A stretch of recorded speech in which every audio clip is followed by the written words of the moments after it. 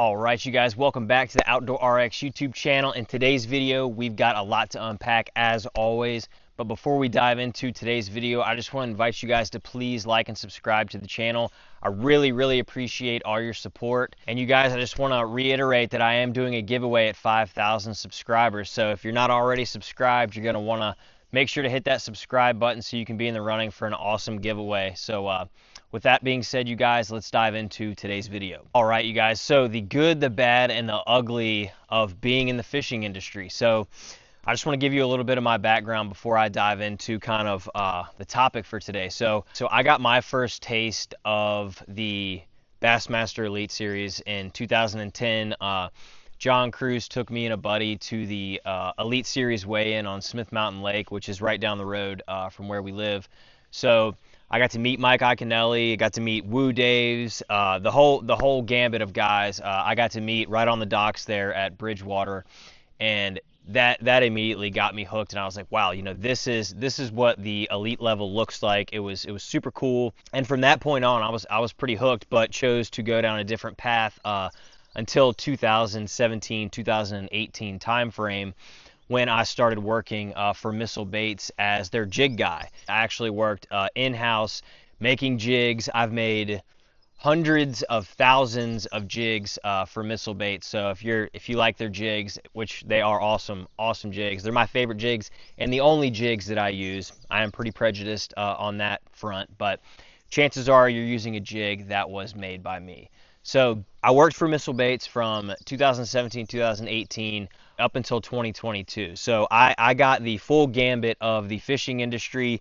Not only did I work in-house, but with being in the fishing industry, especially working for a tackle company, that comes with a long list of traveling, working trade shows, and just immersing yourself in the culture and the fishing industry as a whole. So I want to talk about the pros to that, because there are so many good things that came from that, especially for someone like me that was aspiring to make fishing a career and a full-time job. So when you're in the fishing industry, it looks like a really big industry, but it's extremely small. So working there, you have not only the local hammers that come in there and talk about what's going on, you know, on your local bodies of water. We'll use Smith Mountain Lake as an example.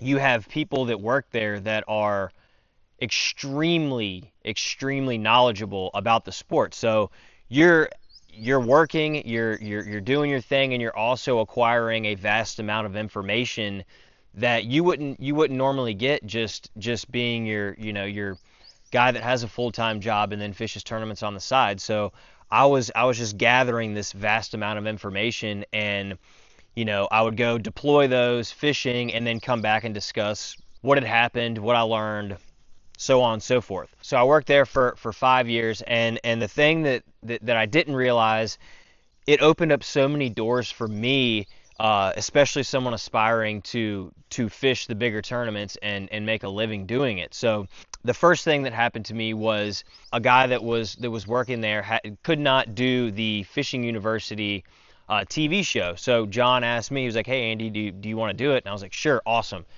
Dream come true, get to do a fishing show on the Outdoor Channel. Life is good.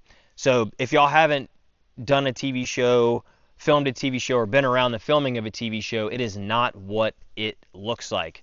It is 90% filming and do-overs and 10% fishing. So that was an eye-opening experience to see how that whole operation works.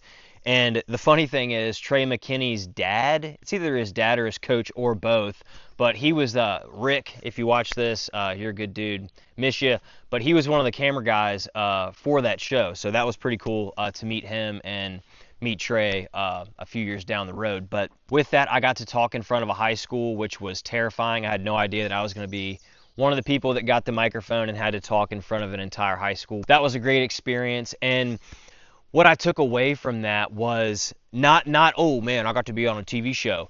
It was the whole experience as a whole, and growing and meeting these people that now I can reach out to, and if I need something or need some advice, you can reach out, and your network is continually growing and growing at a pretty alarming rate. So that experience was a great thing. We've covered the TV show. That was just an awesome experience. Ray Brazier and Charlie Ingram are awesome people. And with that being said, I want to dive into the trade show side of the fishing industry, which is a massive part of the fishing industry. Whether you're a lure manufacturer, a reel company, rod company, you name it. If you make anything that pertains to the fishing industry, you're going to these trade shows to try to promote your products, and that is where a lot of the networking, matter of fact, most of the networking happens for these smaller companies and the people like me that worked for these companies. If you're in the industry or you're trying to get into the industry,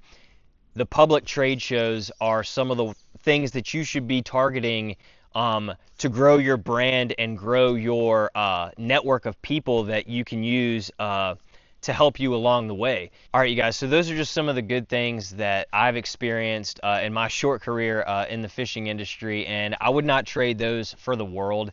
Those were some of the best times of my life, but now we're going to talk about the downside and kind of the negative things that also come from being in such a small community and the drama and the political side that goes with it. So first thing I want to talk about, you guys, is the wow factor. So the wow factor to me was something that was almost a shock. So I'll go to the first ICAST show that I worked, I think in 2017 or 2018, and I was so jacked up that I got to go to this show that revealed all the newest things that hadn't come out yet, meet all the pros, meet all the big companies, and I thought in my mind I was going to land a sponsor deal and network with all these people and yada yada yada. That's just not the case at all. I can promise you that. If you do get the opportunity to go to ICAST, don't go down there with the mindset that you're going to land a sponsorship or get free stuff, because that's just the wrong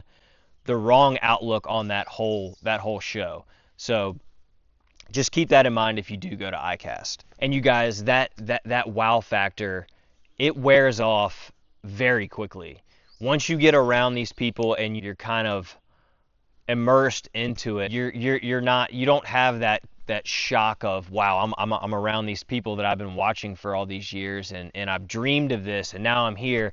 That all wears off fairly quickly, and you start to realize that the people that you wanted to be around for all this time and stuff are not always what you thought they were. So okay, the next point I want to talk about is false narratives. So in this industry, you're being sold a false narrative from the very get-go. You're not going to go out there and land sponsorship deals and make all these friends that are going to help you out without being able to give them something in return. So from my experience, I saw firsthand what jumping at the first sponsorship opportunity and jumping because you're so hungry for it and you think that that's the way that you're going to make it. It's hard not to jump at those opportunities, right? That you think are going to help you out. So be extremely careful when you're going out and trying to get these sponsorships, because they want everything from you, and most of the time they're not going to give you anything in return. So that is a big deal, and I'm not going to even put a number on it, but the majority of the people that are aspiring to be a pro or aspiring to be in the fishing industry, that is one of the top things on their minds, is to land a sponsorship. That's the big thing. Hey man, are you sponsored? Just be careful. That's all I'm going to say. Okay, so this is the biggest one. The drama and the politics in the fishing industry is worse than the Kardashian show. Haven't watched it, but I've seen clips. A lot of drama. So is the fishing industry. There are cliques within the fishing industry, and yes, there are cliques on the tournament trails, and that's just the way it's been and still is. But within the fishing industry too, you have company cliques. And I'm going to warn y'all and tell you the straight up truth. If you're working for a company, or you're sponsored by a company, or you're affiliated with a specific company, especially the smaller companies, that company is going to have cliques that they hang out with, they help each other out, they do a lot of back scratching, right? So if you're sponsored, affiliated, or work for one of those companies, and you venture out or try to venture out to a company that they might not like someone at, or they've had a bad experience with, that creates a lot of drama, where you're working, who you're sponsored by, and that creates a lot of ill will within the industry. It's a big, messy situation when you actually get into it. And then you start learning about people's reputations and the shady things that they've done. And most of the things are rumors, but a lot of them are not. And the people that you looked up to and the people that you aspired to be like, you find out some things about them and you're like, oh my goodness,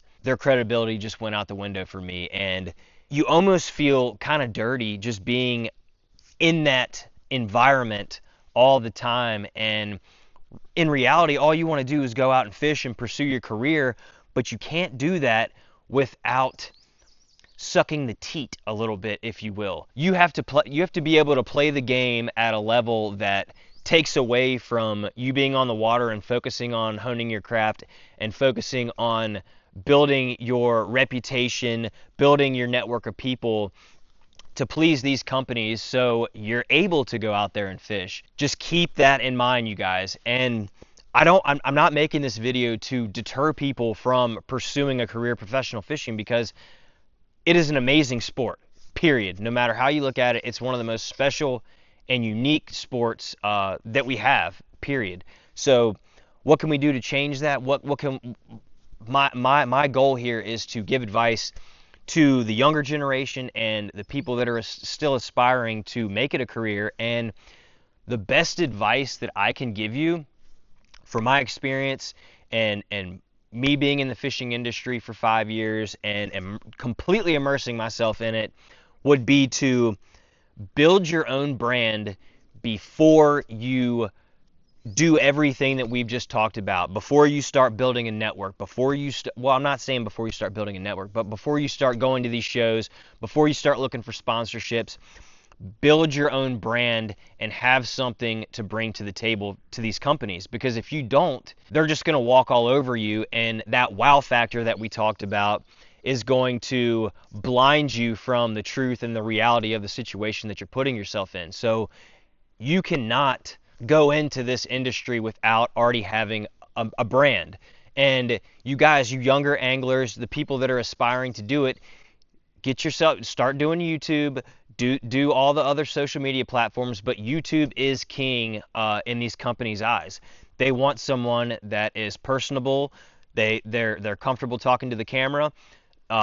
They can promote their products in the way that they want them to. And guys, if you have a solid platform and a solid brand, they can't walk on you, because they know that you can walk away from them and you actually have a say in things. So that is the best advice that I could possibly give y'all. If any of y'all have a big social media following, a big YouTube channel, please drop a comment down below and let's start a conversation for these younger guys, and maybe not so younger guys that are still trying to make this a career, because it's not too late for you to create your own brand. In today's time and age, it's a lot easier to do that than it was 10 years ago. So just keep that in mind, you guys, and drop some comments down below. Let's start a conversation about it. And the good outweighs the bad in this situation, unless you take the route that I did and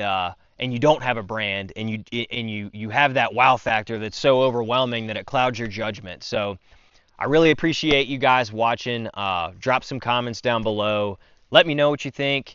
Let me know your experiences, and if you're still aspiring to be a professional, don't give up on your dreams. Start your own brand. We'll see you guys in the next one.